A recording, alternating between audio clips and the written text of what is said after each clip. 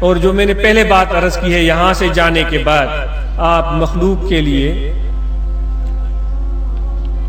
پیار کرنے والے بن جائیں۔ میرے آقا کی سنت، اپنوں سے تو پیار کیا، جو دشمن تھے ان کو بھی سینے سے لگایا۔ میرے آقا کی یہ صفت، دشمن اگر آپ کا کوئی ہے تو آپ اس کے خلاف بغض دل میں قطعاً نہ رکھیں، قطعاً نہ رکھیں، بلکہ میرے آقا کی سنت پر عمل کریں۔ جو آپ کو مخالف یا دشمن سمجھتا ہے وہ ملے تو اس کو بھی سلام کرتے ہوئے جائیں۔ یہ سلام ایسا لفظ ہے، میری آقا کی سنت ہے کہ اس کے سینے سے، جو مخالف ہے اس کے سینے سے بھی وہ بغض اور کینے کو نکال کر باہر کرتا ہے۔ تو سب جن سے بھی آپ کے دل میں بغض اور کینہ ہو، آج یہ عزم کر کے اٹھے کہ میں کسی کے خلاف دل میں کینہ نہیں رکھوں گا، کسی کے خلاف بغض دل میں نہیں رکھوں گا، بلکہ آپ تو معاف کرنے والے بن جائیں، آپ معاف کرنے والے بن جائیں، کیونکہ یہ میرے آقا کی سنت ہے اور یہ وصف اللہ تعالیٰ کو پسند ہے۔ معاف کرنے والے کیسے؟ جو تکلیف پہنچائیں ان کو بھی معاف کرتے ہیں۔ والکاظمین الغیظ والعافین عن الناس، اپنے غصے کو کھانے والے اور لوگوں پر مہربان، شفیق، معاف کرنے والے، اللہ ان کو پسند کرتا ہے۔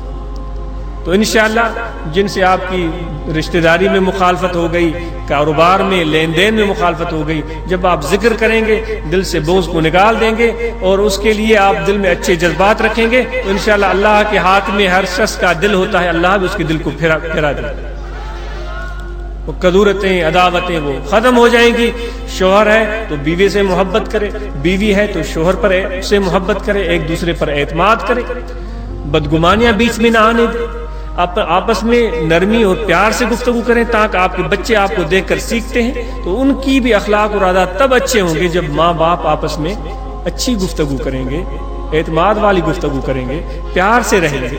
اگر ماں باپ آپس میں لڑتے رہیں، بیوی شوہر کا احترام نہ کرے، شوہر بیوی پر رحم نہ کرے، تو اولاد بھی پھر بد اخلاق بن جاتا ہے۔ تو گھر کا ماحول میرے آقا کی سنت کے مطابق بہترین رکھیں۔ آپ نے فرمایا کہ چھوٹوں پر شفقت کرو اور بڑوں کو معاف کرو۔ بڑوں کو معاف کرنا چاہیے، بڑوں کو چھوٹوں پر شفقت کرنی چاہیے اور چھوٹوں کو بڑوں کا احترام کرنا چاہیے۔ تو یہ چیز ہمارے اندر پہ انشاءاللہ اس سے فائدہ ہوگا۔ چند سنتیں، وضو بناتے وقت مسواک دینا میرے آقا و مولا حضرت صلی اللہ علیہ وسلم کی سنت ہے۔ 70 نماز کا ثواب ملتا ہے۔ امامہ شریف باندھ کر کے نماز پڑھنا یہ حضور کی سنت ہے۔ 25 نماز کا ثواب ملتا ہے۔